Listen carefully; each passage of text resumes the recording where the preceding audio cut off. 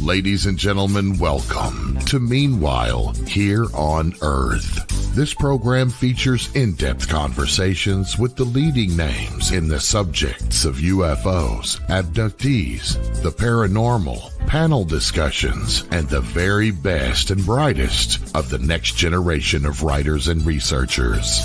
Meanwhile Here on Earth, the show breaking new ground in alternative talk with your intrepid host, veteran investigative writer and researcher, Peter Robbins.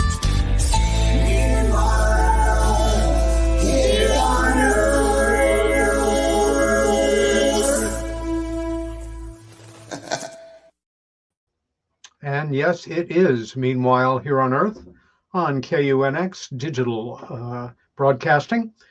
I am Peter Robbins, and we have a special show tonight, the first in some months, where our guest is from out of this country, but in another country. Also, you can see by my attire that the weather is changing here in central New York State, and the polar fleece is out, but only for about 5 months or so, and then we have our 3 or 4 weeks of summer, and all's good again. My guest for tonight, Thiago Luiz Ticchetti, was born in 1975 in Santa Cruz, state of Rio de Janeiro in Brazil. His father, Colonel Luiz Mauro Ticchetti, was a Brazilian Air Force fighter pilot. Thiago has been researching the UFO phenomena for more than 30 years, having investigated hundreds of cases in that time. In 1997, he attended the first World Forum of Ufology held in Brasília, where he was invited to join the Brazilian Entity for Extraterrestrial Studies. He was actively involved with the organization over the next 10 years, becoming its vice president. Ticchetti joined Revista UFO Magazine also in 1997 as a volunteer translator, then becoming a consultant, an international coordinator, co-editor, and since 2023, the editor. He was president of the Brazilian Commission of Ufologists for 7 years and is now its international director. In 2017, he was appointed as assistant to the international director of Mutual UFO Network, better known as MUFON, in Brazil, and since 2021 has been the national director. He is a MUFON certified field researcher and member of MUFON's ERT and STAR teams, and in 2024 became a member of the Scientific Coalition for UAP Studies, also known as SCU. I'm also a proud member.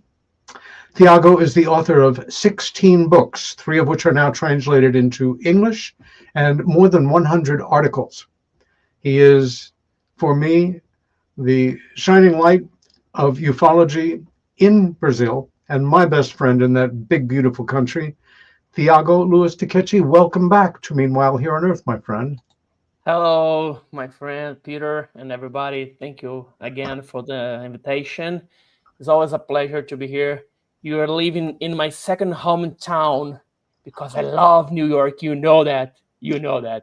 Someday I'm going to live at least 1 year in New York. I promise you that.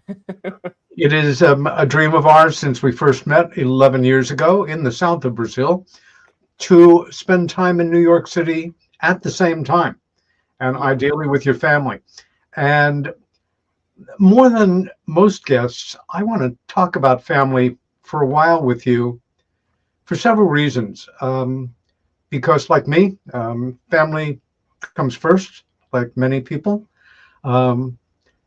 You have, just a very special relationship with your kids and your wife, and wherever possible, because we didn't talk about it, but you have a life in the world of international business, and it calls on you to be in different parts of the world at different times, and where possible, you include your wife and kids in it.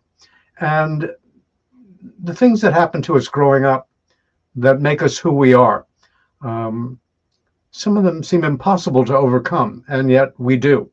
And I remember when we first sat down to talk about our lives and how they'd gone, learning things about you that just impressed me more than I would have been impressed. But to start with, and for me to stop talking, is to begin at the beginning. We know you were born in Brazil. Can you tell us a bit about the part of Brazil you were born in, your family, your mom and dad, and your siblings, your brother? Yeah, I was born in Rio de Janeiro, in Rio de Janeiro state, in the city of Santa Cruz. It's a small city of the Rio de Janeiro state. My father was a Brazilian Air Force pilot, and he was born in São Paulo, another state. And my mother was born in Rio de Janeiro. So they met and they got married. And I was born in Rio de Janeiro with 15 days of life. We moved to Natal. Natal is a Rio Grande do Norte state in the northeast of Brazil. There's a base, Air Force base, so my father moved it to be at that base. And I lived there for 3 years. And my brother was born there in Natal. It's the capital of Rio Grande do Norte state.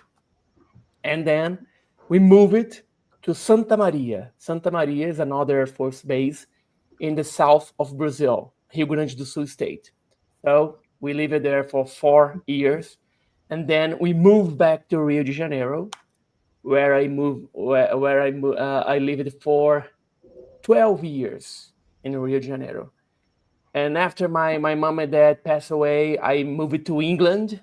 So I spent almost a year in England. I lived in Addlestone in England. And then I came back to Rio to finish my high school. And then I moved to Brasília, where I got in college and started to work here. And I graduated here. And I have my 2 kids, my son and my daughter. My wife I met here, but before that, our parents,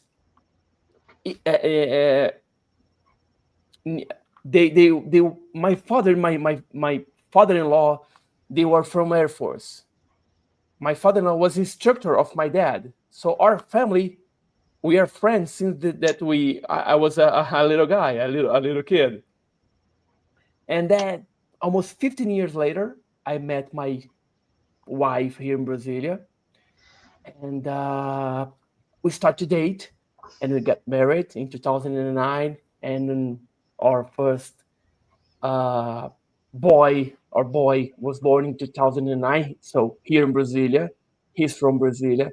And in 2014, we had our daughter Marcela that was born here, also here. She was also born here in Brasília.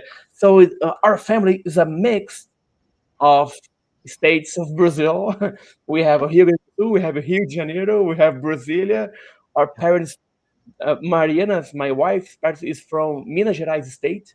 So we have at least 5 or 6 states in our family. I want to go back to where you began to speak with this photo. It's a great picture. The cute one is not me; it's my brother. The blonde hair is my brother. That photo is from Natal, in our house in Natal. Is inside the Air Force base, and I had this beautiful hair. A lot of hair. Now, not so much. I can relate. It's a portrait of your mom. Can you tell us a bit about her? My mom. In this photo, she was pregnant of my brother. She's from Rio. Maria Helena was her name. She was so beautiful. She had a brown skin every year. No, it doesn't matter if she gets sun or not. Mm-hmm. She had a beautiful color skin, and she was so sweet. I still remember the softness of her skin. I still remember that, making cattle in his chin and his face. Oh, it's a good memory that I have so far after, I don't know, 1992, 35 years she passed away. 35 to 33, I don't remember. I don't remember the date that she passed away. or my father. I just remember the year.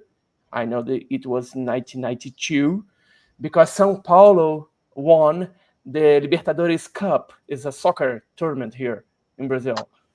So I remember just because São Paulo won the tournament, the South America tournament of soccer. That's I love soccer. That's me. Thiago, for a lot of little boys, one of the things we pretend at is, you're a soldier, you're a sailor, you're a fireman, you're a policeman, you're a pilot. It doesn't get much more wonderful in the world of being a boy. And actually having a father who is a fighter pilot, again, you're living on a base. Other children, their parents in the military. But I can only imagine what a dream that was on a certain level, especially because you got to see him fly and see the aircraft and have that dream growing up. That is a great place. Yeah, my father in the middle, he was a major. He got promoted. That photo, I think, was the day he got promoted to major. And me and my brother, we were wearing a pilot suitcase, a pilot suit. Yeah, coverall, looking great. Yeah, and we are giving a salute. And that photo, the photo before, was in Santa Maria in 1980, 1981. This one is inside a jet fighter called Chavante. That one my father was a pilot, and that's me. With another suit of pilot is orange. This squadron was orange, and that one was green. So all the kids had this suit, the pilot suits, just to be like. But they didn't get this. They didn't necessarily get to sit in the cockpit. Yeah, this photo is amazing. It's amazing. I love this photo. Yeah, me too. Oh, the same. That's my father and I inside the cockpit of our plane. I think I was 2 or 3 years old in this photo, and it was in Natal, Rio Grande do Norte state. And yeah, I love it. I love this photo. And this chair, this airplane chair, we had it because my father had a problem with in one of his flights. He had a problem and he had to eject. Oh no! Yes, he had to eject of the plane, and he got the chair because you always miss the chair because you just have the parachute. You leave the chair when you get ejected. Sounds good to me. Yeah, and they found the chair, and my father gave to my mother as a gift, as a present. So we had this chair until he died. It was amazing. All my friends love it to sit in that chair. That's incredible. How old were you when your mother died and when your father died? When my mother died, I was 17, and when my father died, I was 18. That's devastatingly close together. May I ask, what were the causes of death?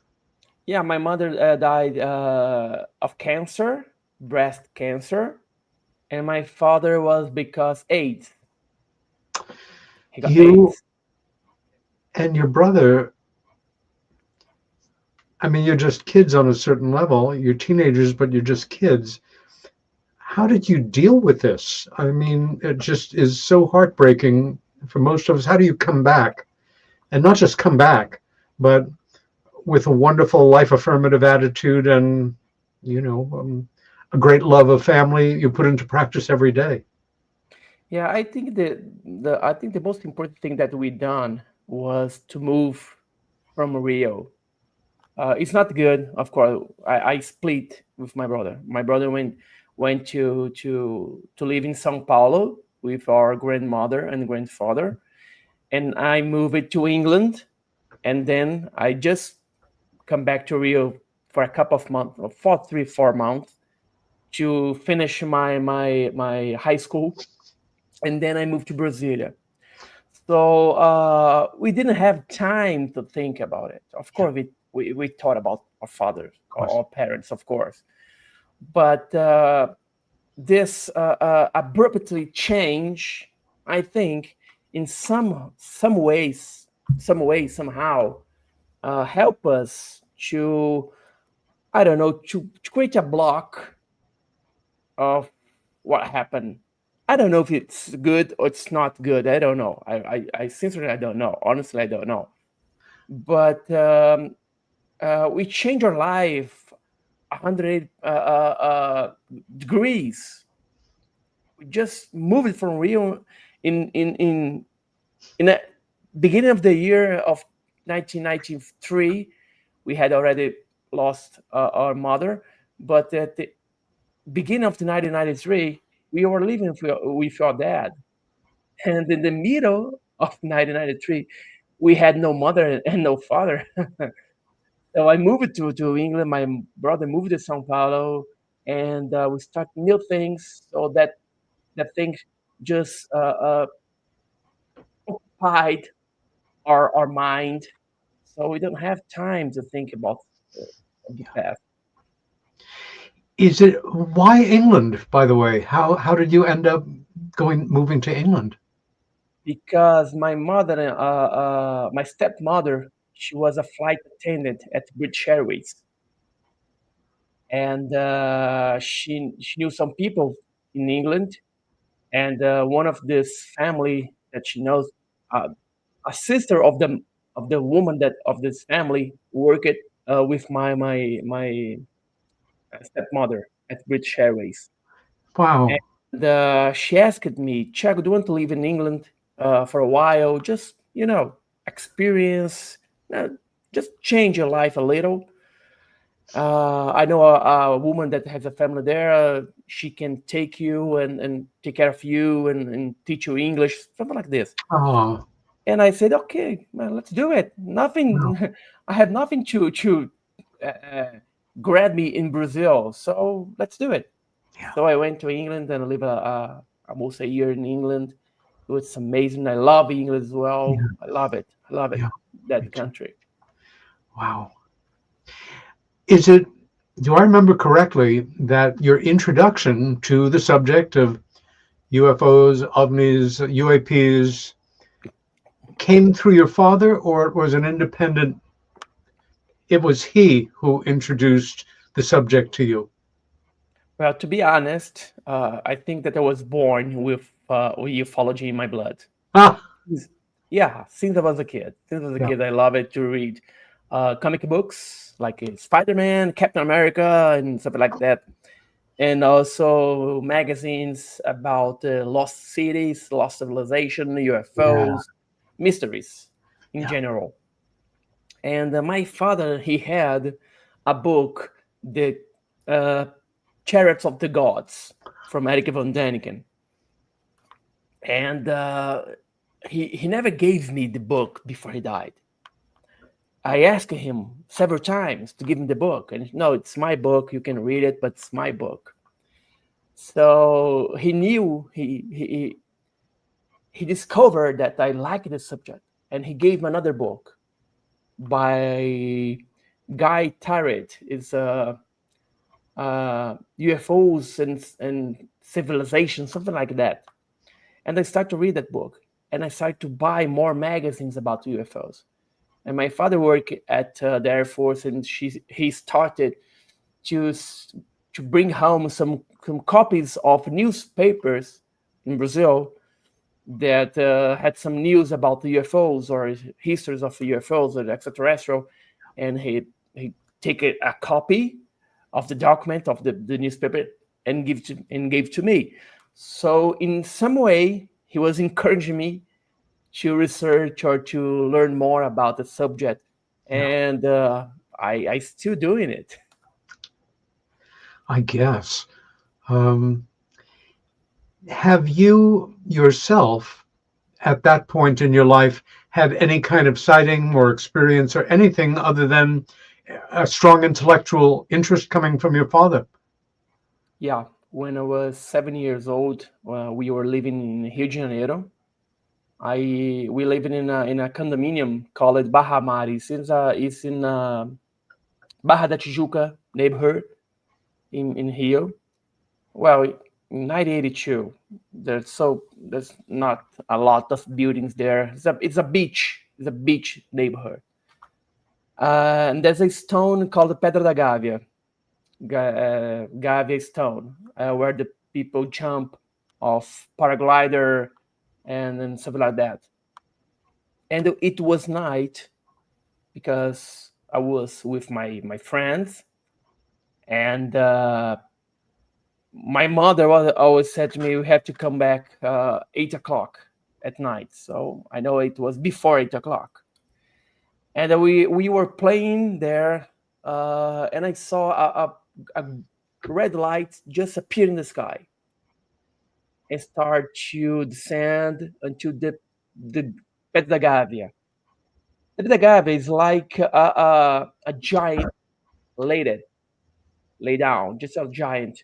And the Pedra da Gávea, there's a nose of the face of the giant, and that light just descend to the nose of the stone of the giant, the sleep giant, and disappear.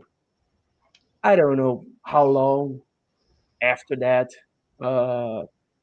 This ball of light just appeared again, but brighter or bigger.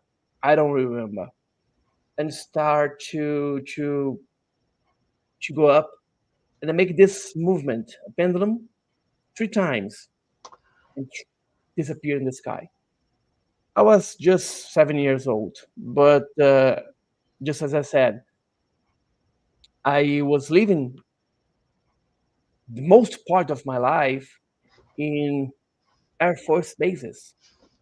So I knew what was in a helicopter or airplane or balloon. And guys, we're talking about something that happened in 1982. There's no drones.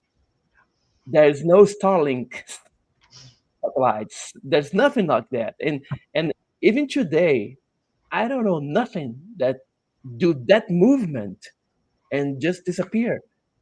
I mean, 42 years later, 43 years later of my sighting, I still don't know what I saw, but it was not airplane. It was not a helicopter. It was not satellite. But it was not a balloon. It was nothing. Something was from out of this planet. You know, this is a perfect example for me of a child's memory that there's no spin, there's no even thought of, oh, you're watching too many science fiction movies or reading too many flying saucer comics. You're an aware kid. Again, you're growing up in a military background. And what you had just said, you knew the things that it was not. In my childhood sighting at 14, although I was probably emotionally as sophisticated as a 7-year-old, the first thing that went through my mind was this list of all the things that it was not. But you had that advantage. And have you ever doubted that memory, so to say? Never. I never forgot. I never had a doubt about it. Yeah. When I was older, I told my father about this sighting. And I remember clearly he said, "Thiago, there's no way to be a airplane or helicopter. What you saw, it's a real UFO." And when you say it's a UFO, it's not that it's from another planet. You don't know. It's a UFO. It's a UAP. You don't know what it is. If you know what it is, it's not a UFO or a UAP anymore. It's something like that. It's something different from that. So I have no doubt. I saw something that I cannot explain even today.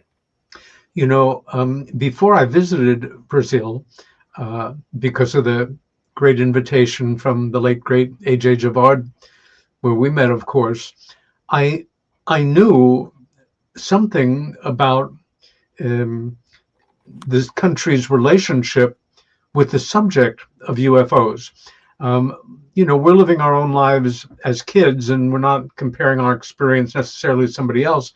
So you would not have been aware that you were growing up in a country that was more generally accepting or a bit more open to the idea, or certainly less hysterical and nutty as American culture was for decades around this subject. In fact, I remember seeing those photographs from the International Geophysical Year, 1958, taken from this Brazilian battleship, with the stats were 800 sailors observed the craft. The photographs that were taken, 2 or 3 we're all familiar with. The photographer was a Pulitzer Prize winning photographer, and there was no ambiguity. Early on in my obsession with the subject, I remember latching onto those photos and knowing that they had been analyzed to death, and that they were unquestionably something unexplainable. Was there any sense of kids talking about this when you were growing up? Again, maybe not, or even more, because you would be going to school with the children of other military families. But any memory of association talking about the subject as kids? We never talk about this when we were a kid, because we don't have time for that. The interest was very different. If you are a kid in Brazil, the first thing you want to do is play soccer. So we pass the most part of our lives playing soccer, with friends. So and back in 80s in Brazil, we don't have this open. Okay, we can have open mind, but it's not like nowadays. Yeah. If you say back the time that you saw a flying saucer, the people gonna say that you are crazy. Change it a lot. Now change a lot. I have a lot of friends from my son and my daughter that love the subject. They came to me, Dad, my friend asked me to ask you a book. Can you sign a book for him, please? So nowadays, the kids they like it. They like the subject. They understand much more about it than we understood in the past. Yeah. So they are much more connected with this. I agree with you, and I think since early 2018 or so, following, of course, the publication of these very impacting articles in the New York Times in December of 2017, that not that things have totally changed, but it's fair to say we are not in an era of ridicule anymore. Whether or not it's major media, and I think it's interesting that it's across the board politically, whether it's CNBC or Fox and Friends or the equivalent anywhere else of conservative versus liberal media, the subject is now treated quite seriously. As we know, you can now be a respected academic or scientist or figure in popular culture, whatever, and know that taking the subject seriously in public is not going to embarrass you professionally or potentially hurt your career. Yeah. When I ask to my kids if they believe that there's another way of life in the universe and visiting our planet, they just said me, it's not. They're here. Why it's so surprised? Of course there are another lives in the universe, and of course they come to visit us or to check at us or to just spy us. For them, it's totally natural. Yes. Totally natural. And when you was a kid back in the 80s, it was almost impossible to think about it. It's just a fantasy, it's a fiction.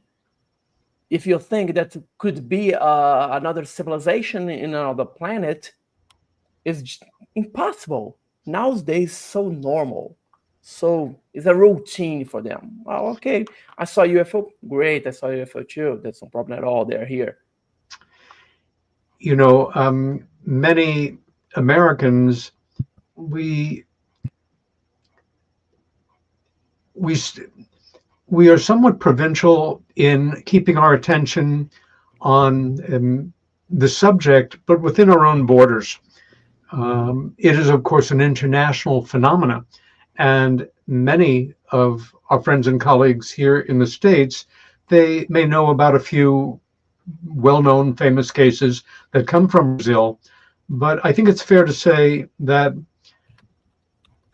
if there is not more activity going on in Greater Brazil than in the Greater United States, it sure seems like it, because reports are often more dramatic and have more witnesses. Maybe this was an illusion. When I visited in 2014, it's my first audience in Brazil of a major UFO conference, certainly several hundred people there.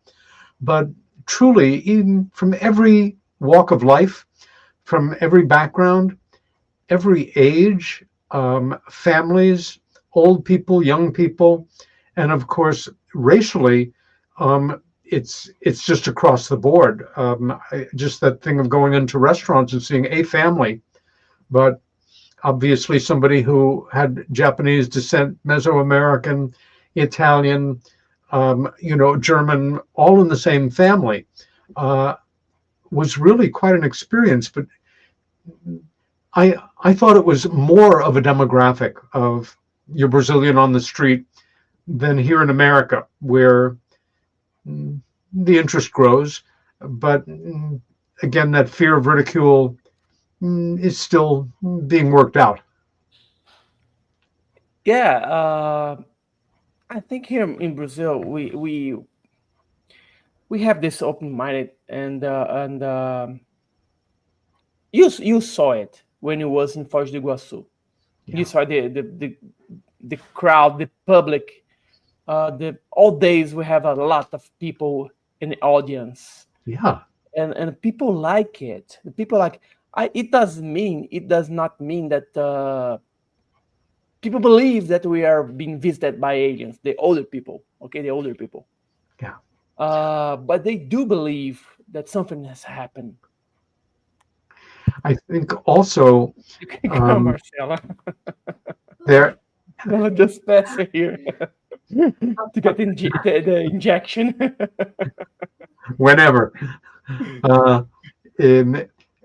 That it is, well, every year, I think it's fair to say more and more people care less and less what other people think about what they think about the subject of UFOs. And you let me know when you must take a break.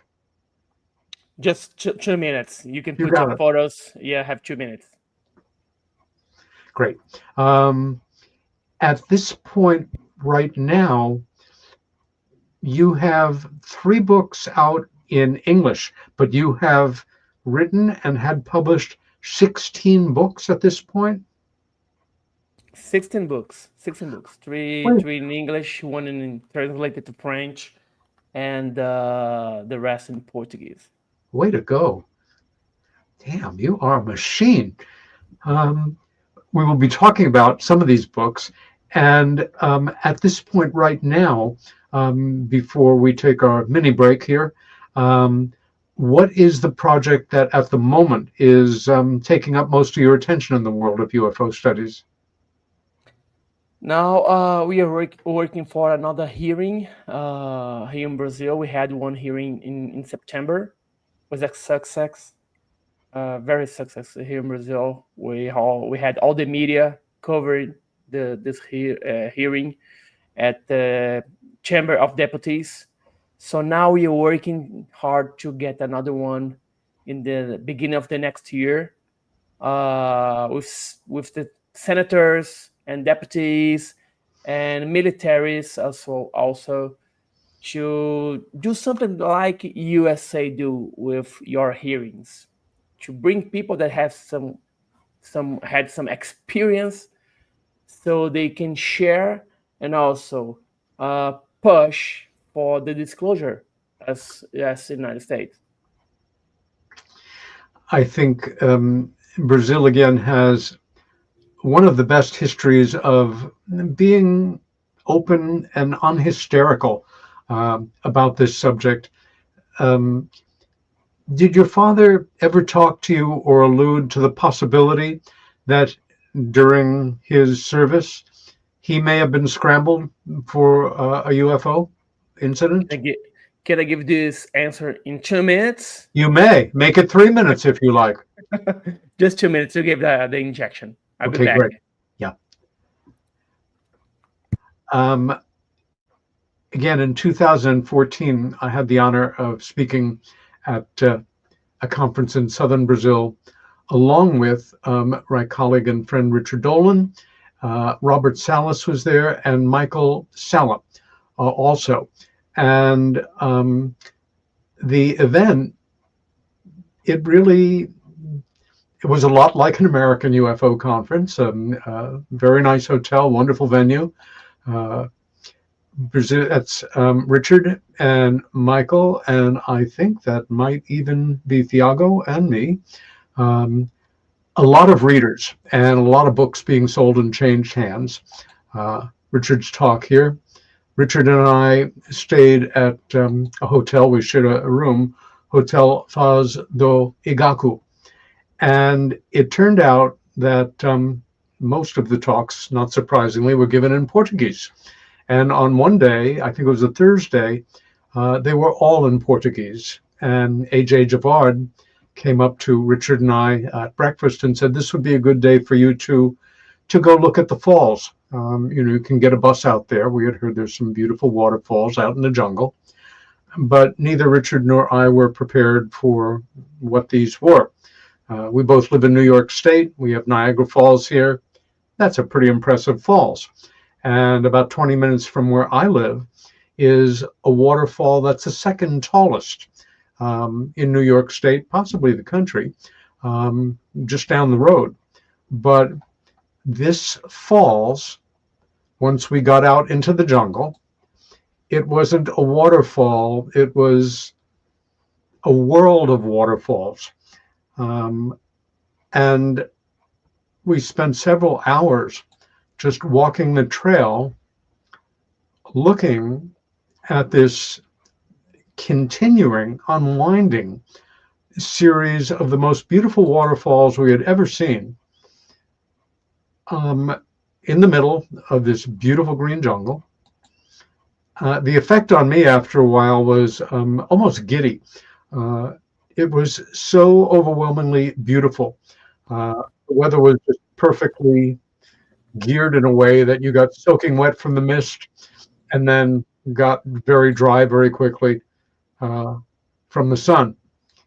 And this is in the southernmost part of Brazil, where it touches up against 2 or 3 other countries. We'll find out when Thiago gets back here. But I'm back. We are at the falls here, and just saying how overwhelmingly beautiful they were. Was this a part of your childhood, going here like on a class trip, or this was special for you as something that you learned about as an adult? No, it's special. It's not a kid trip, because it's very far from Rio. Of course. 3 or 4 hours. And back in the 80s, it's not the common place to go. I used to go to São Paulo because my grandfather lived there. My father's fathers, parents, they live there in São Paulo. So I spent the most part of my childhood going to São Paulo. Oh, Richard Dolan and Mr. Peter Robbins. That's us. I just had such a good time there. Yeah, and you had lucky because raining a lot, so the falls were full of water, and this shows the spectacular of the waters. It's amazing. It's amazing. And the Foz do Iguaçu, the falls of Foz do Iguaçu, it's in 3 countries. It's in Brazil. In one side is Brazil, and the other side is Argentina, and the other side is Paraguay. Paraguay. Okay, that was the third country. Okay, very good. So you can go and see from different sides of in different countries. You can see different sides, different views of the Foz do Iguaçu wonderful waterfalls. It's amazing. It's amazing. You really do live in an incredibly beautiful country. And Brasília, where you live now, this is not a new city. This was carved out of the jungle. Was it as recently as the 1960s? Yes, Brasília is a new city. It's the second new in Brazil. The first, the newest city is Palmas, Tocantins state, and Brasília was built. Was started building in 1950 and finished. I was established in 1960. So it's a new city. It's a different because it's like a concrete city, but it's completely different of all city that I know, and I know a little, a few cities in the world. So if you come to Brazil, you're gonna see a different architecture of anything that I ever saw before. Of course, most cities are not designed at one time. And so there's architectural unified. I remember as a kid seeing pictures in National Geographic and being quite amazed that humans were undertaking this somewhere, in a jungle.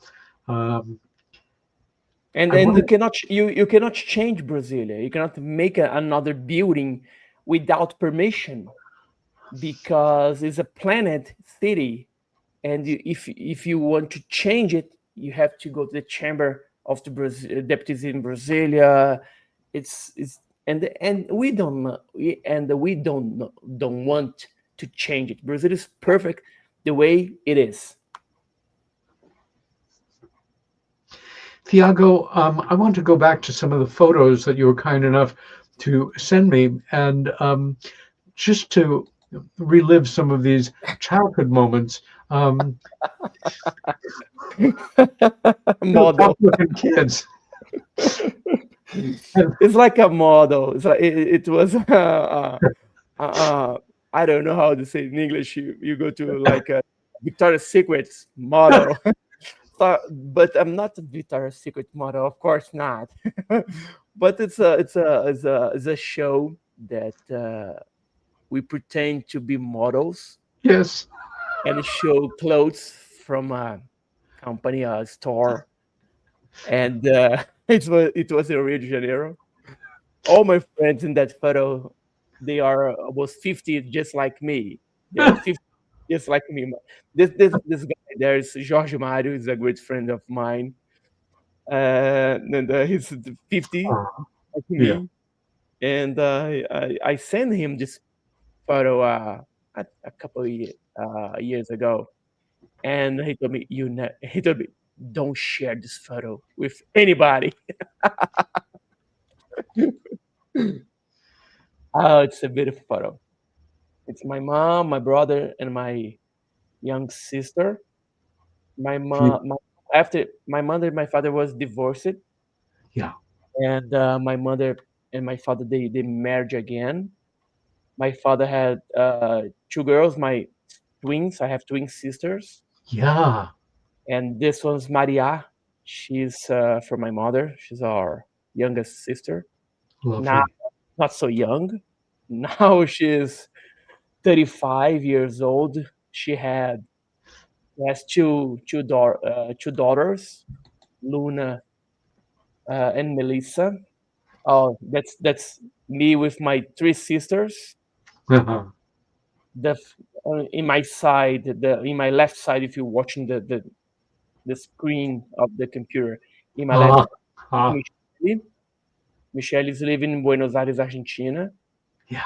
The right side is Dominique. She's living in Houston, Texas. Wow. Yeah, she's living there. And in the middle is Maria, Well, first, yeah, right. yeah. Right. In the middle is Maria. Yeah, and this when I get married, Yay. my wife, yeah, It's and she was pregnant, yeah. and the Luis Guilherme was born the day after the marriage. Oh, you are a very photogenic family. This is Luis Guilherme. I think he was 2 years old, and this is Luis Guilherme, Mariana, and I. In this, I think it's 2 or 3 years birthday party of Luis Guilherme, and my brother. My brother is a pilot, a helicopter pilot. Oh, wonderful. Yeah. Oh, that's And terrific. this photo is here in my house, but this house belonged to my father and mother-in-law, Beautiful. and we got it after they passed away, like heritage. We got it, and Luis Guilherme and Wow. Marcela That's a was just gorgeous picture. born.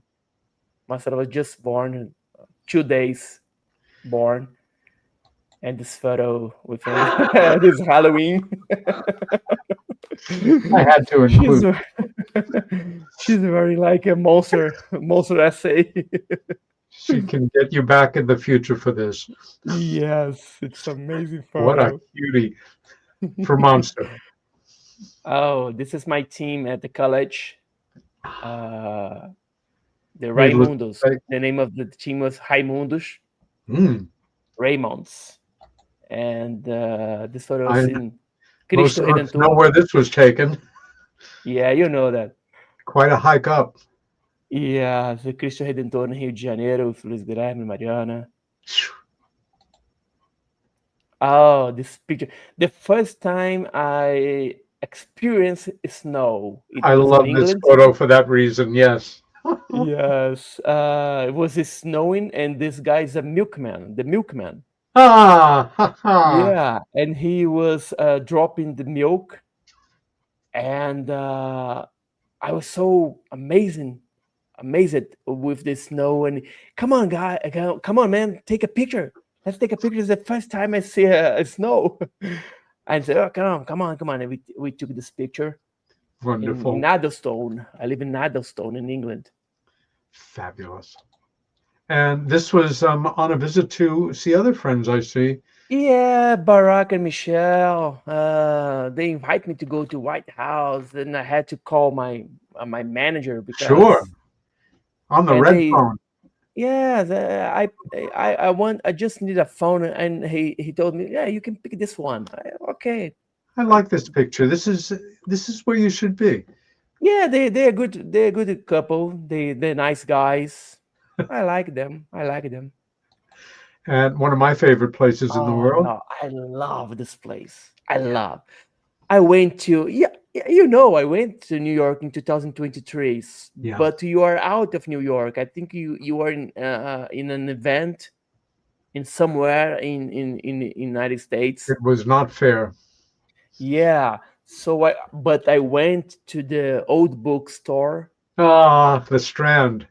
The Strand, yes, I went there. I got a lot of books. I have to pay extra luggage because it really is a fabulous bookstore.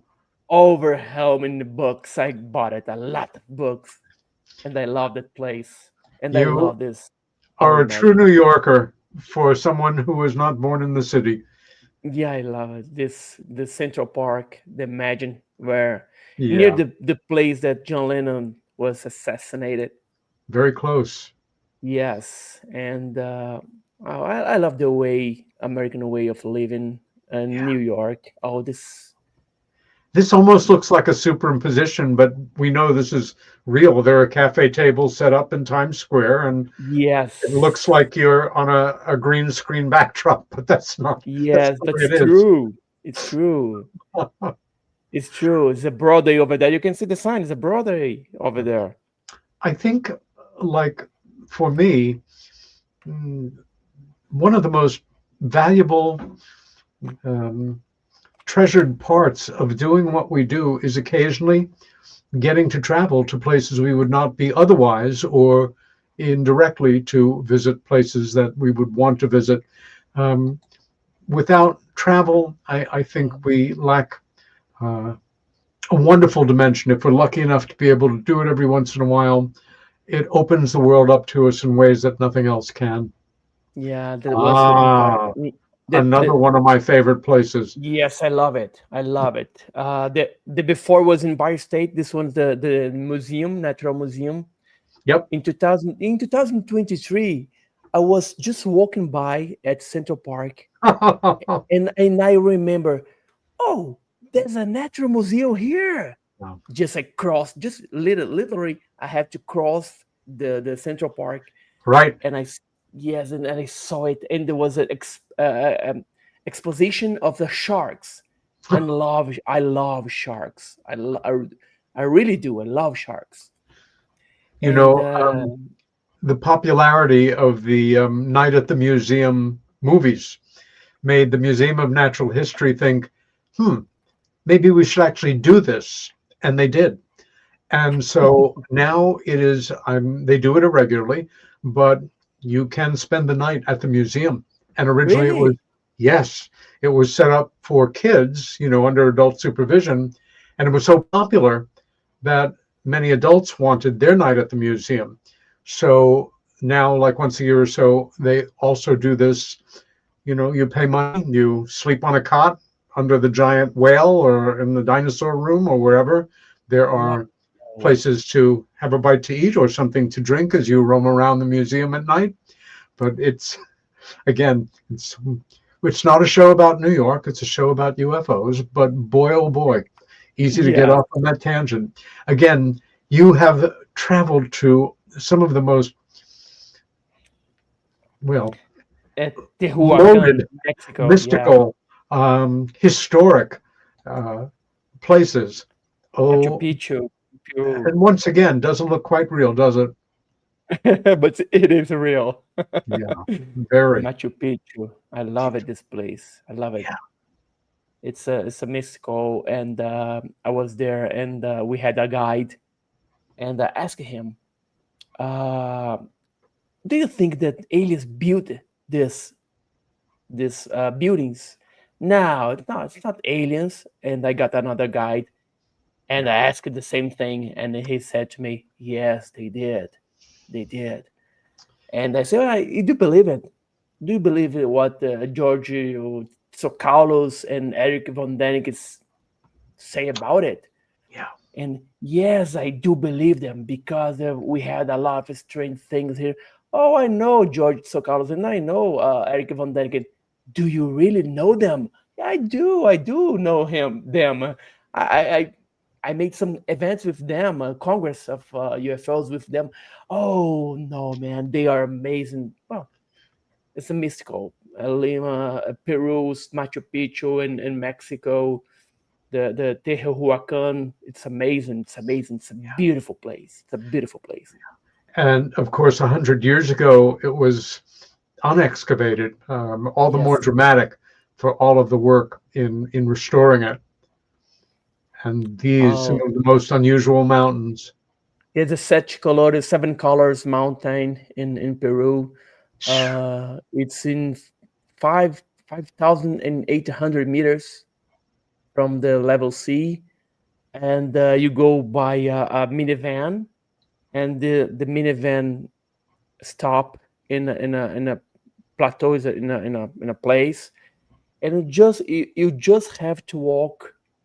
I think it was 500, 600 or 400 meters to get to the top. But it's so hard because there's no oxygen. Whoa. If you are in a sea level, you take it 400 meters, you go in 5 minutes, 6 minutes. We took 4 hours to go there. 4 hours, because there's no oxygen. You walk 1, 2, 3 steps, you stop, and you breathe. And believe it or not, when you took that breath, We have finished our first hour, so we must get some oxygen over the next 5 minutes. Return with us in 5 minutes, and we will see you then. Peter Robbins, Thiago Luiz Ticchetti, Meanwhile Here on Earth. Back in 5. The new book, How to Research a Haunted House by paranormal investigator Margie Kay and professional researcher Violet Wisdom, is now available from Unex Media. This one-of-a-kind book explains how to do research on a house with uncommon methods and resources used by historic home researchers, and how to determine who may be doing the haunting and why. How to Research a Haunted House can be used by homeowners, renters, investors, and it should be in the library of all professional paranormal investigators. Get this unique book at unexmedia.com or amazon.com. That's unexmedia.com or amazon.com.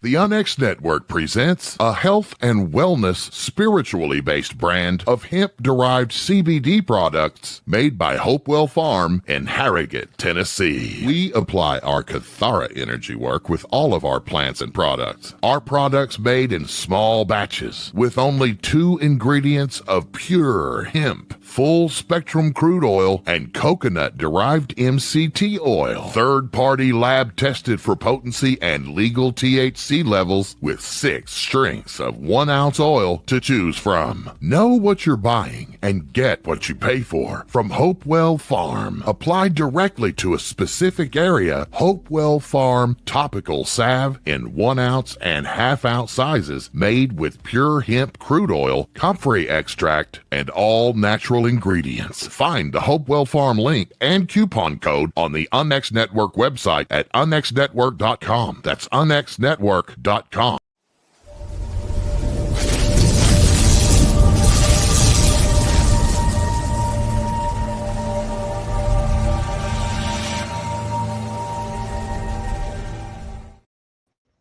And we are back. Peter Robbins, just outside of Ithaca, New York.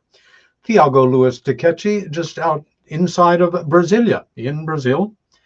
And we are continuing our discussion.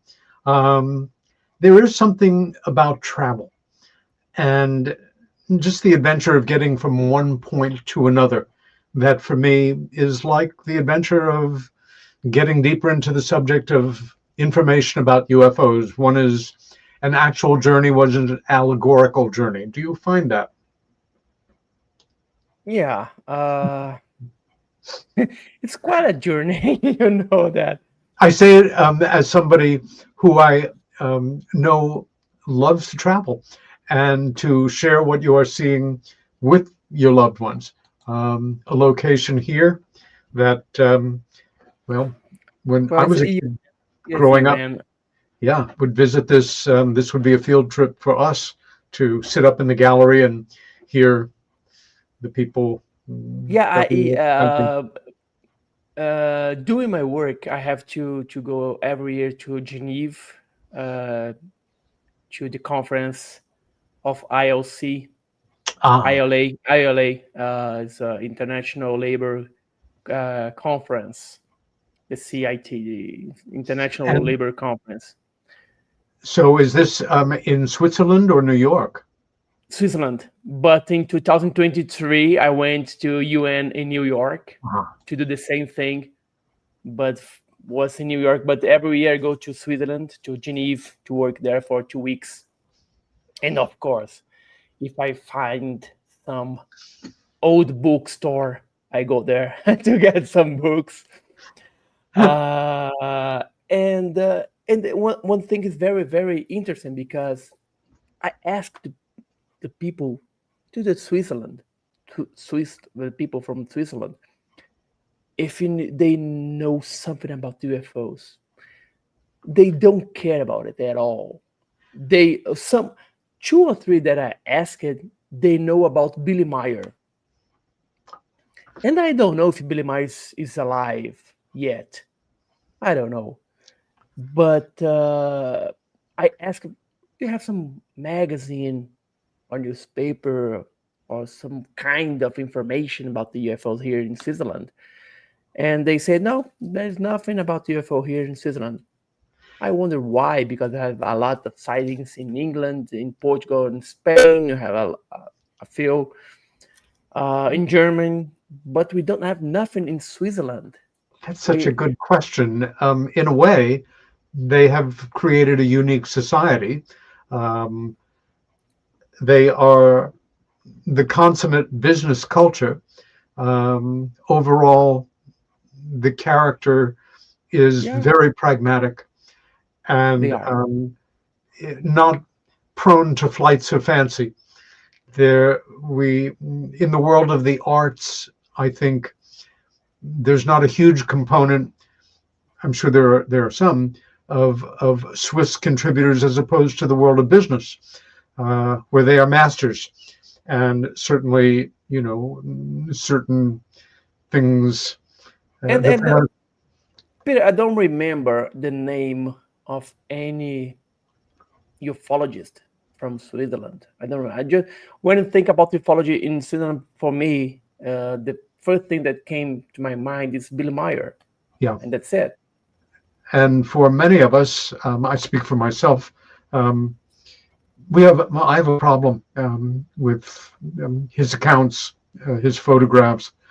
And in a society that's conservative enough to start with, where he is the one personality who people at least know about, would be a reason to not seek the old-fashioned kind of ridicule, and just, we have other things that we are interested here in this culture. And let's face it, they're doing many things right that they should only be proud of. But yeah, that is interesting. There is kind of a void. I've never. Billy Meyer was Swiss German. Yes, so yes. That's something also. But well, speaking of Switzerland, I don't know if this picture's there, but it's cold. That's the hysterical. Glacier, the Glacier 3000. It's a beautiful place in Switzerland, in the Alps of Switzerland. You can go to ski, but I don't know how to ski. I never wore a boot of skiing. I never try it. I'm very afraid to break my leg, and I'm old. If I break my leg now, I'm old, and you're just a mess. Tell us about this photo. It's such a sweet, reflective picture. Yes, it was a cruise that we made in 2019.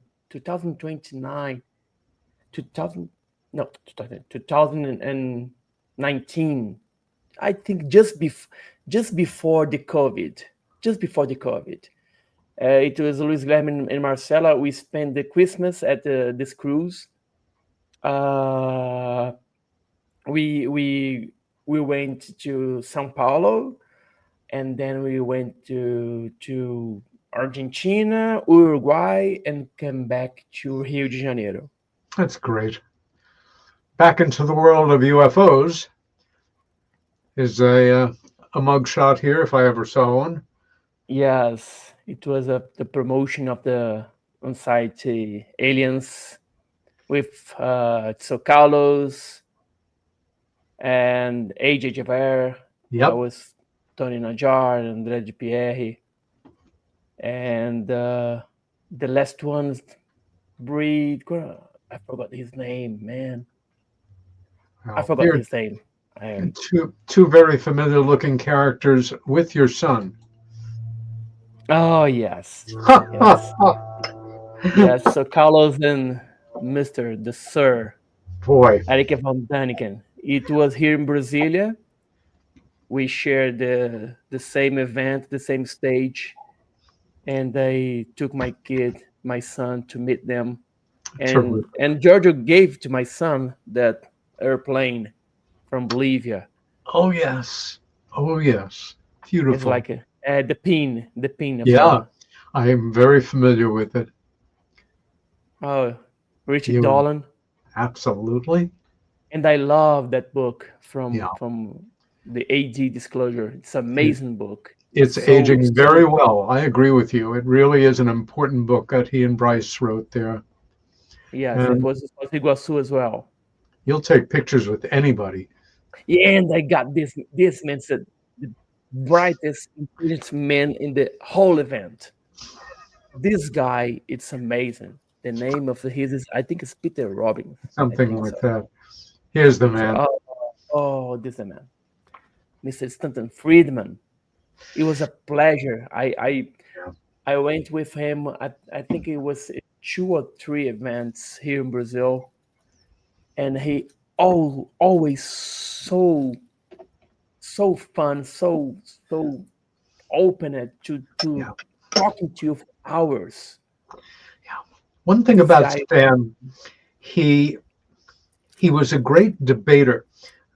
So many people now can't even hold a simple conversation with each other, and he really enjoyed going at it in an informed way with somebody who may have disagreed with him, but who had their arguments worthy of respect. Another friend and colleague, Don Schmidt. one of the leading voices in the world of Roswell studies. Yes, His together books, with Kevin Handel just Tom Carey, just outstanding work. and Tom Carey. Yeah, David Childress. Yeah, Also, look, he was so red. He was so red. He was like melting there because it was so hot. And he went to the Foz do Iguaçu falls without any protection. oh no, So he got so red, just like burned. a lobster, as we would say I here. love it. I love it. Oh Yeah. no, that's bad. You have again investigated so many separate cases. We're talking about across the board, and correct me if I'm wrong here, cases that involve what we would call trace cases, where there's physiological changes to the soil or other organic matter, historical cases, cases based on declassified documents, witness-driven cases, abduction, and contact cases over the decades that you have been working. And again, you have written 16 books. I have scans of some of the covers, and I just want to take a look at them. 3 of your books, as I mentioned at the top of the show, are in English, but the rest are in Portuguese. Any translated into Spanish? No, I had the opportunity, but didn't go far.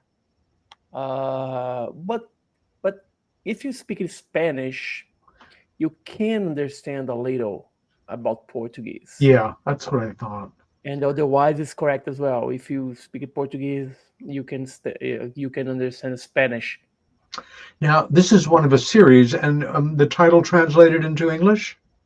It's in Solitude Universe. We are the universe, let's say.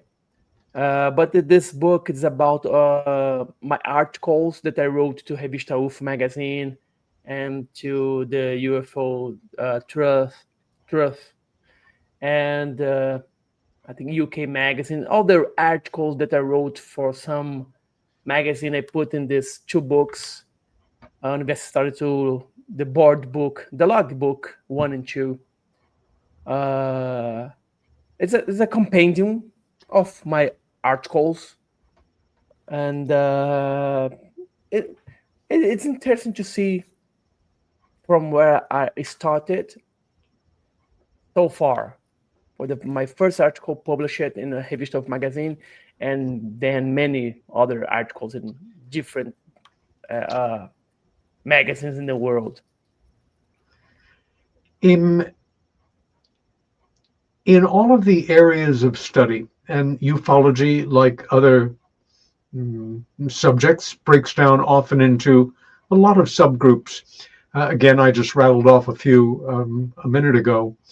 Is there one area of study, be it physiological changes to material, witness-driven cases, declassified documents and doing that kind of research, or abduction cases, or some of the more really frightening cases where people are injured or disappeared, chupacabras involved? Is there one particular area that intrigues you more than the others right now, out of curiosity?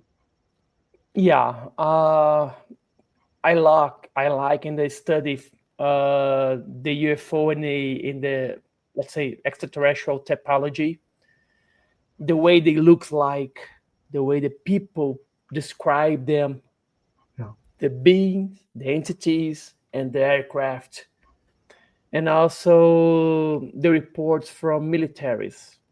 My father was at Air Force, and I have a lot of friends that are militaries right now, lieutenant colonels, majors, and they still on duty.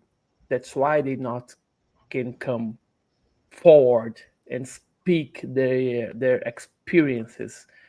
But they told me that they had some experience, strange things happened to them while working or flying or looking at the radar screen.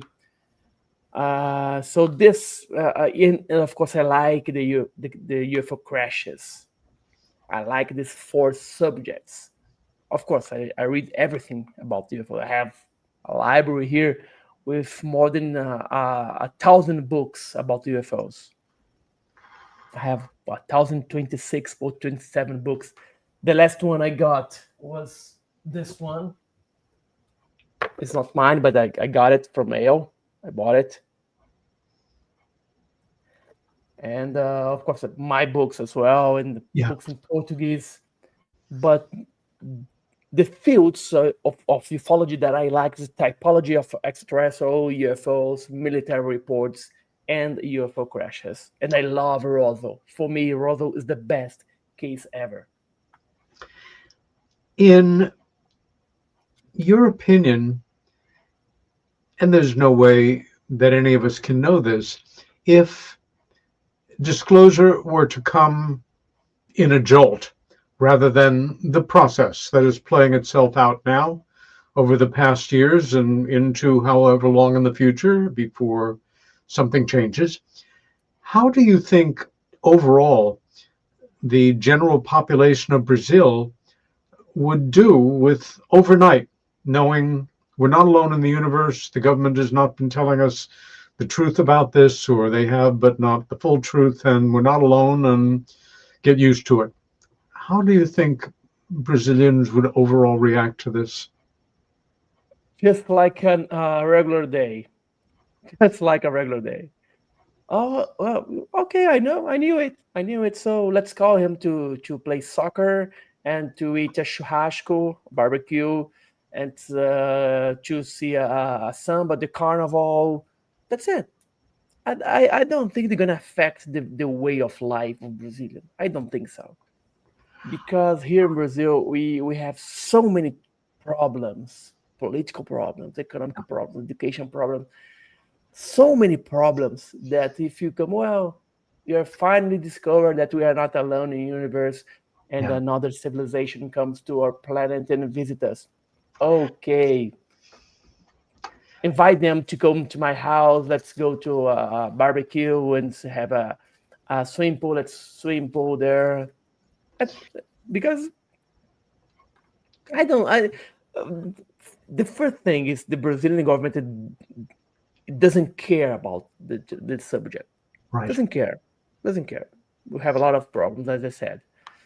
So the only way that we pay attention for this like a serious matter is if a UFO land in the middle of the Esplanada dos Ministérios, the central place here in Brasília, where the ministers and the presidential palace is here.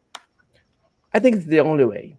Or start to kill people, or what happened in 1977, the Colares, the Chupa-Chupa attacks. Yeah. That thing that happened there took attention of the Brazilian government and Brazilian militaries. So they sent a crew to investigate. They took the matter very seriously. And this was in all the papers while it was happening. Yes, a lot of reports, a lot of photos, videos, testimonies, a lot, more than 1,000, thousands and thousands of reports and witnesses and photos and films. That's the way this subject caught the Brazilian government attention. Yeah. If it's not this way, it's okay. Okay, they are here. We are here as well. Well, sorry, I have to work now. That's it. I know you are not being facetious in anything you're saying. And had I not had a chance to visit Brazil and spend time with folks, not just at the conference, but interacting with people, in the shops, that I would think maybe you were exaggerating, and that it would be more like America, where I think many people would have a problem making this adjustment. But this is purely subjective, and I was only in your country for 4 or 5 days tops. That Brazilians seem very comfortable in their own skins, so to say. Whoever you are, you're not trying to be something else. It was hard to pin down, but it was a very real feeling. And again, within that hall, where we had, I think probably had more than 400 people for one of the talks at least, that folks had their attitudes kind of normalized around this subject, which is a model for the rest of us. Of course, we have very different histories. The whole cover-up begins in America, and this passion for super secrecy and the creation of the national security state, etc., all around this little annoyance that has now become this little piece of sand in the center of a pearl that is the national security state itself. Well, that is good to know, no question about it. And moving on to some of the other covers, this is the first volume in an area of just UFO case studies. Yes, there are 3 volumes a collection. I try to bring to Brazilian readers cases that they never heard before. So I dig a lot to discover these amazing cases, not from Brazil. I put some from Brazil as well, but from different parts of the world. Good. To show that the UFO phenomenon is a global phenomenon. Yeah. And love this cover. Oh, it's the 3rd edition of the alien typology. The drawing of this book was made a professional police. How do you say, the people that drawing skulls to discover the people they were. Yeah. So I have 72 types of aliens in this book. All the types were reported by different people from different countries, from different time in the world. And I put together to try to classify in 4 big groups: humanoids, animals, exotics, and robotic. So I split it and tried to split in these different big groups so that people can understand the difference. Because everybody thinks that, wow, we have the grays. It's not just the grays. We have this kind of guy. Yes. It's a type of alien. This case happened in Costa Rica. El Yunque is a cave in Costa Rica. It's a region in Costa Rica called El Yunque is a cave where many people saw this kind of entity. You can see with a white face, and like this one as well. It was in Brazil. The Sagrada Familia case. This entity had 3 meters tall and tried to grab a kid to, I don't know, to abduct, I don't know. But it was in the middle of the day. The kid saw a sphere, translucent sphere, and there were 3 of these entities inside it. And suddenly a beam of light just came from that sphere, and one of them, of the entities, just appeared in the ground and tried to grab a kid. So in this book, we have 72 types of entities. I call extraterrestrial because, in my opinion, the best theory is that these beings are from another planets in the universe. We have a lot of theories, parallel universe, different universes from the future, a lot of theories. But my theory that I think that they are come from other planets. Thiago, a question about human perception here. We know, we in the UFO research community, especially given some of the pioneering work of Bud Hopkins and colleagues and individuals that he worked with, that my experience as an investigator, especially in the years I worked with Bud, was that the majority of reports were the ones that fit into this category we call grays. And a smaller percentage, in my experience, varied wildly, like you are showing us. And in some cases, especially more in the age of ridicule, skeptics and debunkers would use the fact that the description of this particular being was either unique, or I'd only seen one other experience. I don't trust this one as much because nobody else is reporting it. That kind of logic. I'm guessing that strategy is not so prevalent in Brazil. But my question is, do you feel always that what individuals are seeing when they report a very specific being is because it looks just like that, or because perhaps these beings, which we know, can control aspects of our perception and cause us to see something different than what is in front of us?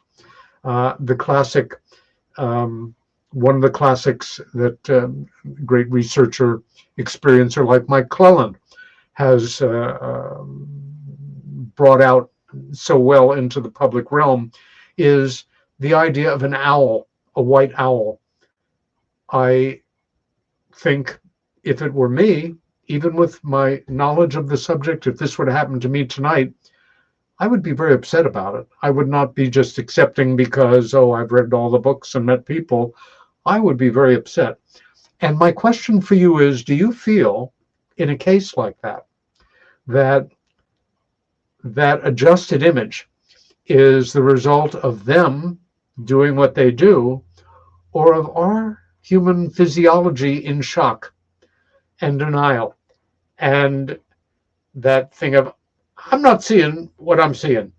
I so don't want to see this that my mind is going to let me see something else. Do you feel that this is part of what may be adjusting the image, so to say? I think the 2 options that you gave to me are correct. I think we have the both. I think that we have some entities that have the ability or the power, I don't know how to call it, to disguise and show us the way that will not scare us. And the film Contact is just like this. When Judy Foster met the alien that looks like her father, and she asked, "You're not my father. My father, I know, but I have to present to you in a way that will not be afraid." Yeah. So they manipulate the image or the brain of the Judy Foster. And then also I think that in many cases, when a person see a entity with, and then they report it, and he said, "Well, I saw it. The entity had 3 eyes with big ears and a rounded head." In some cases, it could be just a helmet with lights and antennas.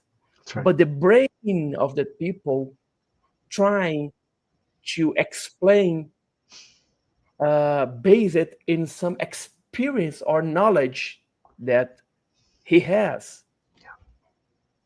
We see in Insight Times, there was flying shields or carrots of fire. Carrots don't fly in fire. Shields don't fly in fire in the sky. So people try to explain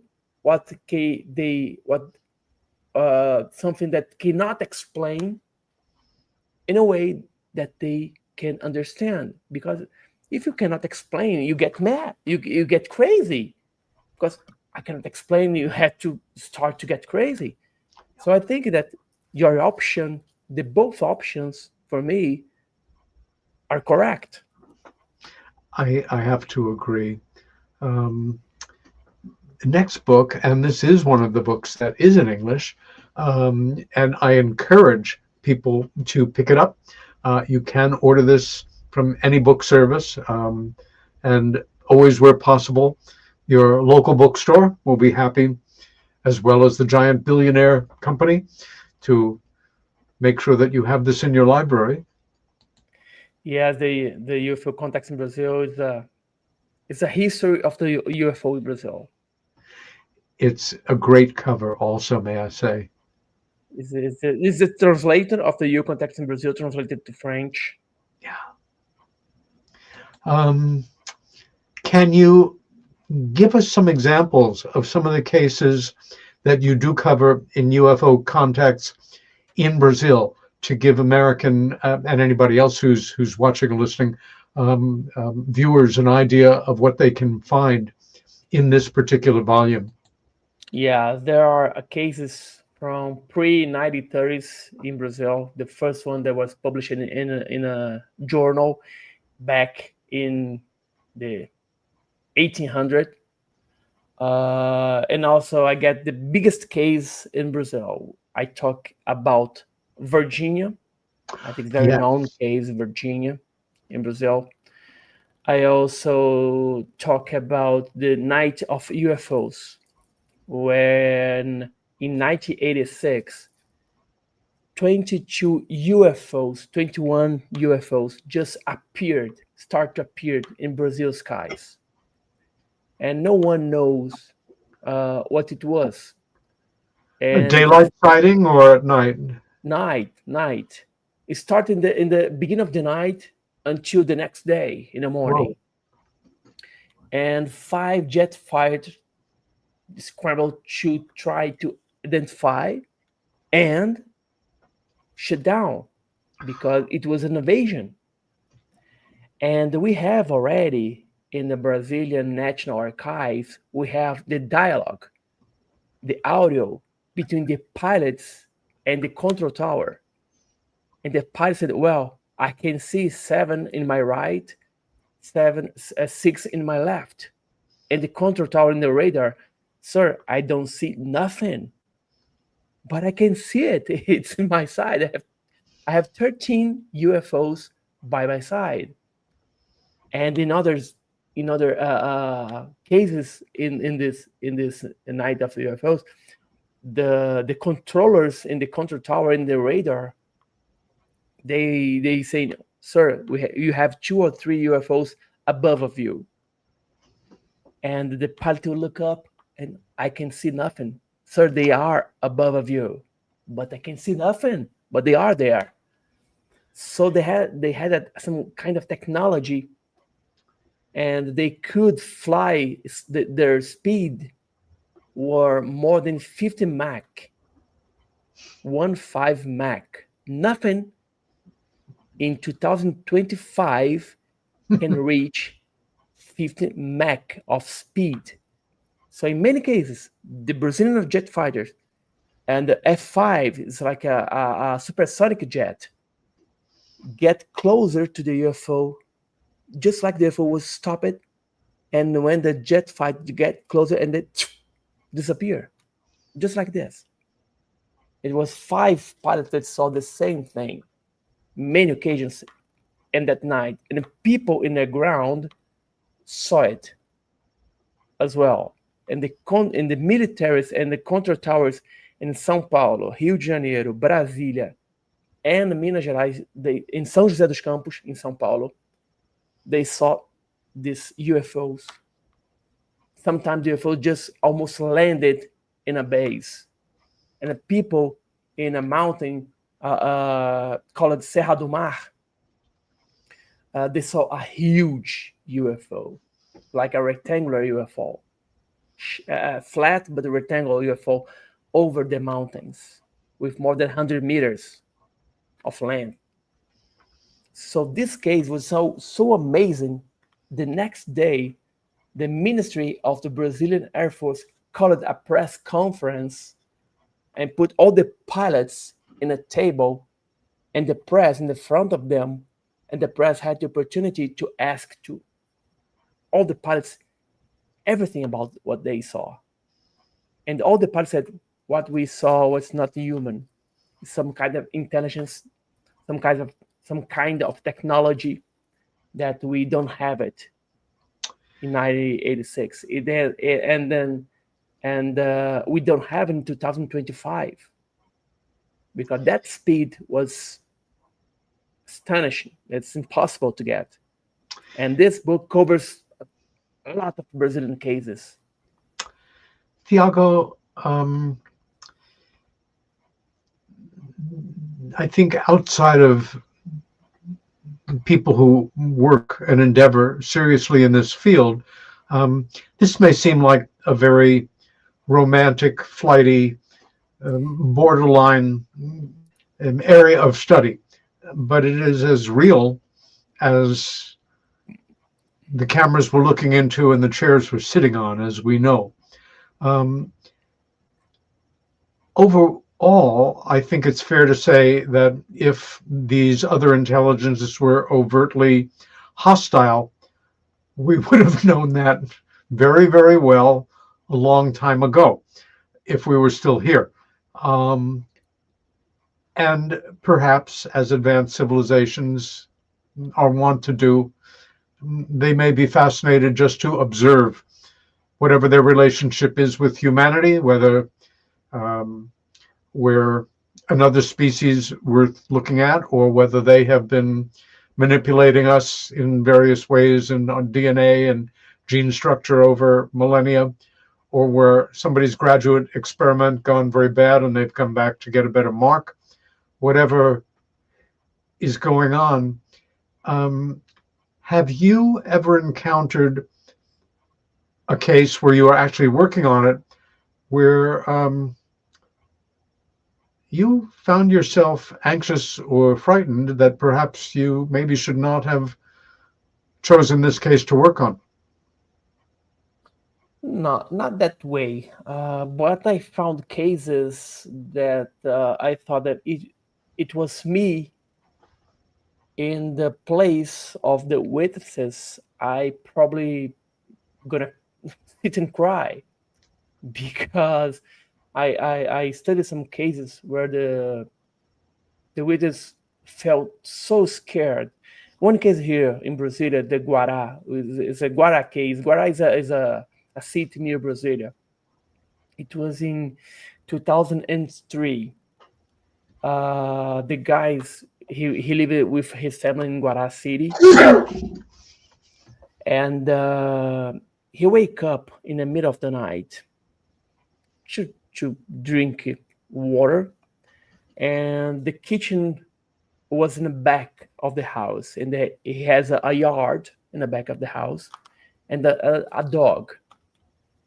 And for some reason, the dog was not sleeping in a porch of the house in the backyard, and he thought it was very strange. And he got out of the house and started to walk in the yard, and he looked at the dog house, and the dog was there, shaking with open eye.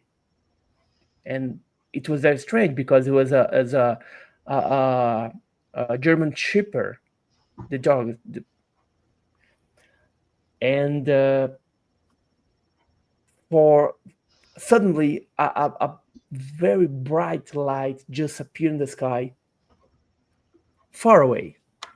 And he started to look at that light, and that light started to move towards him, but very fast. And just like this, 1 second, the light's like a 3 meters spear UFO, bright light. It was just in front of him, and he started to pray because he thought it was the devil. And he started to pray, and he closed his eyes, started to pray. He pee in his pants. Was so afraid. And he was a man of 35, 36 years old. And he was crouched like this, praying. Wow. And he opened his eye and saw the light just going away and disappear in the sky. And I heard this because he was a neighbor of a friend of mine that worked at the hotel. I worked at the hotel back that time. And I have a friend that worked with me, and Thiago, in the next morning, in the morning after the incident, Thiago, my neighbor saw a UFO and started to tell me the details, and I took the address of that guy, and I went there. I spoke with him, and he was so afraid because I never saw a grown man so afraid. He told me, Thiago, I'm not scared of anything. But what I saw, I thought it was, I'm going to die. I thought it was the devil. I want to, in the time that we have left, go on to some other case material. This gentleman, Captain Jordan, he was one of the fighters that pursued the UFOs of official nights of UFOs in 1986. He saw 7 UFOs in his right and 6 in his left. And we have his audio talking to the towers. It is amazing. It's amazing audio. And the towers, sir, I cannot see nothing, but they are here in my side. They are here. And this was released by the Brazilian Air Force with no problem. Bravo. No problem, because the next day they put off the press conference, but the audios, we have to push a little. And they were classified, and then when ended the classified, they put it in the National Archives.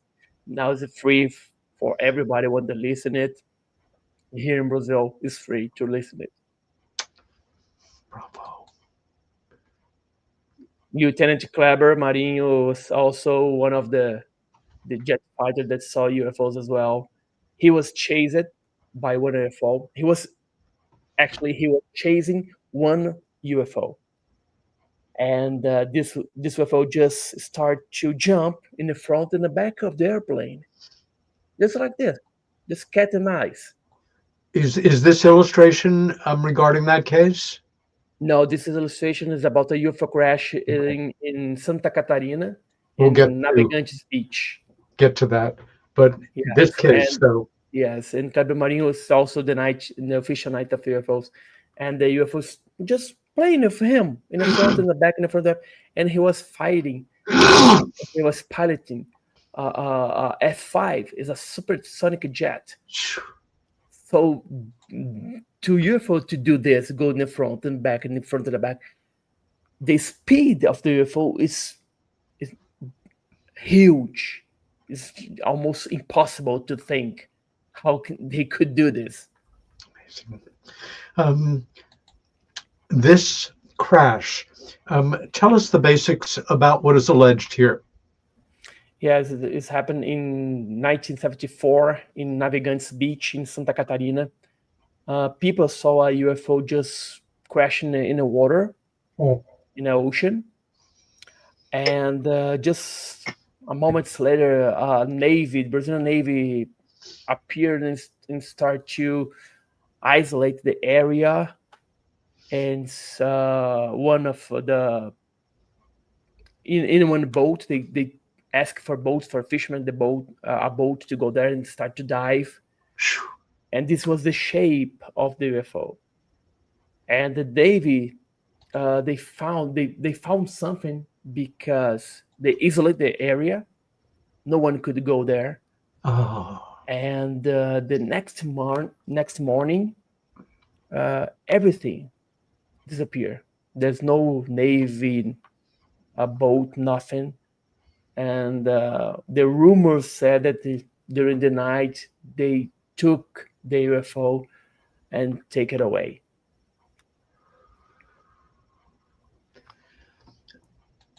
This case regarding is about the Colares, the operation plate, official photos made by the Brazilian Air Force in June 22nd of 1978 in Baía do Sol, Sun Bay in Mosqueiro, Pará State. This photo was taken by a military and as a part of the operation plate. One of the evidence, the best evidence we have more than 200 photos about UFOs made by the reporters, photographers of newspapers in Pará State and also by militaries. Also, one of the photo, you can see the shape. It's not, you cannot see the shape clearly, but you can see that some kind of form. It's not just like a light. Yeah. The same place in the Sun Bay in June 1978. Yeah. Okay. This is in 77. You can see the shape is a rounded shape and something in the middle. Yeah. Also made a military, the A2 military team. A2 is the intelligence of the Brazilian Air Force. My father worked at A2 at the end of his life. So the Secret Service of the Air Force.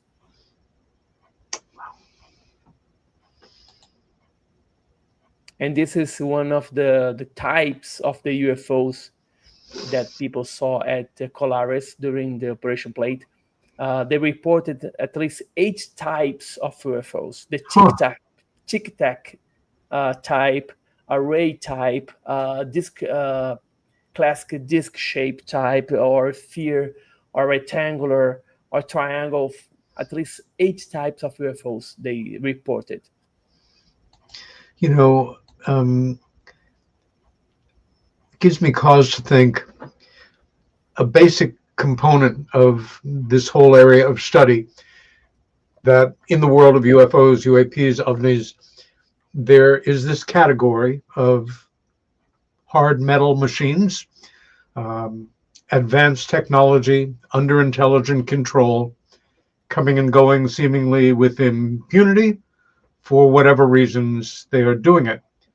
And you can't not accept that and at the same time understand that somewhere out there, there are locations on moons underneath the ground, like we have here, where there are factories where these things are manufactured. And, if one visualizes a modern robotic assembly line and then scales that up, 50,000 or 5 million or 100,000 years into the future, that, as Professor David Jacobs once said to me regarding the table that people are examined on, and the reports are strikingly similar all over the world of the table. And what David had said to me, and this is many years ago, but it's still one of those moments that I come back to of, whoa, it's obvious, but it's still a revelation. Somewhere in these factory complexes, there is a division and certain machinery designed to make this table. Stamp it out and install it. And that's kind of an overwhelming thought, that one of the reasons that we're seeing over all of the years these things have been reported, going all the way back, such different machines may be as logically explained as all of the different types of automobiles and trucks and vehicles manufactured over the years in different locations by different designers, in some cases for different reasons and different purposes. So it almost seems naive to think that they would all be cookie cutter similar, especially if we're dealing with a number of civilizations or cultures that are coming and going. And as we know, the best we can do is make educated guesses. We do have colleagues who know the answers, and how wonderful to know the answers.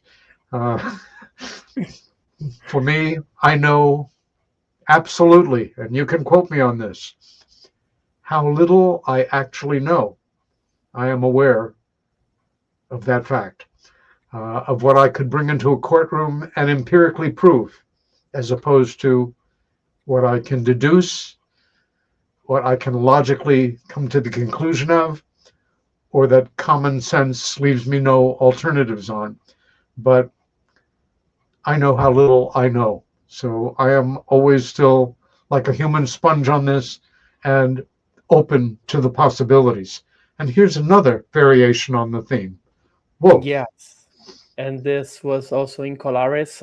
The witness, before get hit by this light, they saw this object. You can see there's no wing, there's nothing. How this thing could fly? And inside of this UFO, they saw two entities, small entities inside of, just like a glass wall. Yeah, and a large window. Yes, a large window in a structure of the thing.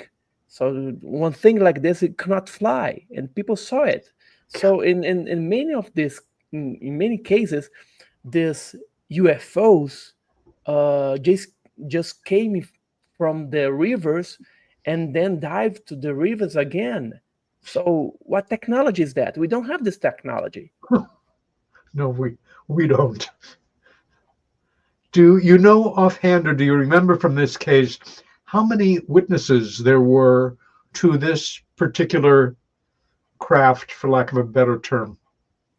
In this case where the people got hit, it was 4 people that were they were chatting in the front of a house of one of them, and then this UFO just appeared and they saw it, and this laser beam just hit one of them and they just run away. Wow. So it was in the middle of the city at night. It's not in an isolated area. It's in the middle of the city. And lit up like this. Gosh. Yeah. Fascinating. And Slightly more traditional looking. Disc shape, classical disc shape UFO, and many people saw it as well. And a civilian pilot that was traveling, working from one city to another, saw this type of UFOs hiding inside of a cloud. Yeah. He was just departing and saw the UFO go hiding inside a cloud. We do know from people who've actually witnessed it, one wonderful series of photographs going back to the 1970s, that certainly some of these objects have the ability, technology to manufacture a cloud, quite simply, and hide within it if it's of an appreciable size. And this wonderful illustration. Yes, that's an illustration of the night of the UFOs. Yeah. Pilot saw a bright light in his side, and this light just started to play with him with high speed, 50 Mach of speed, something impossible to get nowadays even. Sure.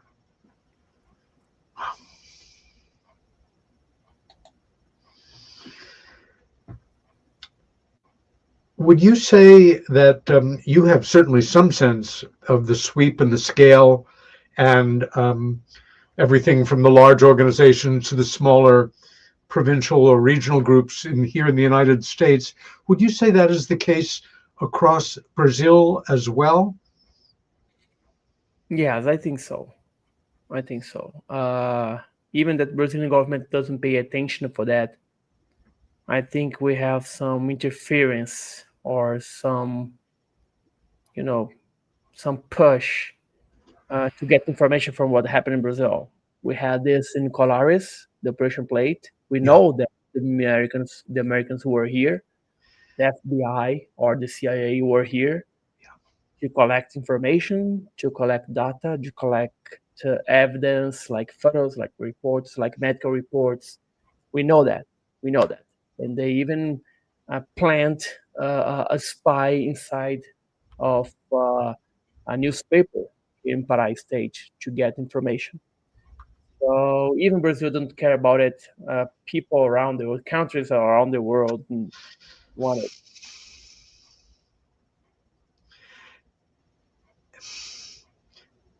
It's an observation of mine that whatever's going on with them, this is one of the few issues, this being acknowledging that we are not alone and that we are being visited by other intelligences. One of the few issues out there that can bring people of different cultures, and especially now in this very fractious time in political history around the world, can bring people together of opposing political points of view, which is a very important thing. Do you see that in Brazil as well, or in South and Central America, as we do here? Yeah, I do. But I'm not the optimist. I'm not the optimist because I think if we have some kind of the arrival, just like the movie Arrival. Yes. At beginning, gonna be all together, all the countries together to get in contact with that civilization. But then some country wanna be smaller, or bigger, or powerful than others. So they're gonna take all the information for themselves. But I think the human being just like this. We want power, and as power, we always want more power and information. Stanton Friedman always felt that on the governmental level, it was about the technology. Whoever gets it wins, so to say. Yes. And although you and I could go on for another few hours, we have had a missing time experience and our time is up. My dear friend, It is wonderful to spend this time with you. It just goes too damn fast. A giant cyber hug to you, my brother. Please send my love to the family. And we will, of course, be keeping in contact regularly. This is Peter Robbins. The show is Meanwhile Here on Earth. My very special guest tonight has been Thiago Luiz Ticchetti, and we send him every good wish in Brazil. Stay well, fight for what you believe in, and we'll see you next week. Bye-bye. Thank you. And thank you. And see, live radio. This doesn't happen on podcasts. They all get cleaned up. You have a whole bunch of aliens living with you in that room. I hope none of them come to life at night. I don't think so. But Toy Stories tell us different. Completely off topic. Is it still raining out? No, it's not. No, it's not. This is your raining season for sure. Yes, every day. Yeah, it's raining today morning. Tomorrow morning is going to be raining again at the end of the day also.